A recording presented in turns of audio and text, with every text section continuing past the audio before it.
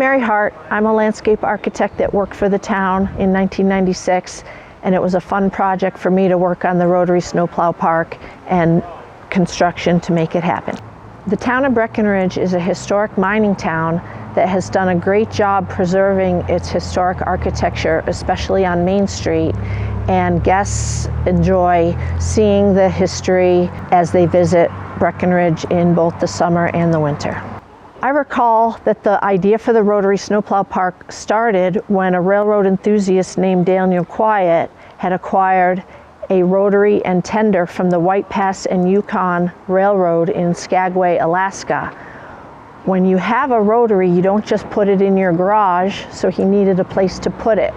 So he reached out to the town of Breckenridge because the rotary was actually the same model as what was rolling over Boreas Pass historically.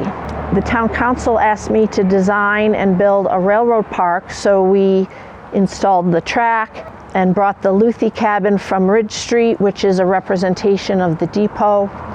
And the next stage was to bring the rotary from where it was located in Strasburg, Colorado at Urich Locomotive Works. Nobody teaches you how to relocate a rotary at Penn State Landscape Architecture School. So I researched truckers and crane guys, and we loaded the rotary from Strasburg, Colorado onto a lowboy truck. It drove up I-70 and we unloaded it here at the railroad park. I remember the rotary swinging in the air attached to a link belt crane and then placing it carefully on the tracks here, and then it started rolling away, and the rotary is where it rests from rolling away to where it is today. The next step in the park was acquiring locomotive number 9 from the state with the provision that we built a protective cover for it.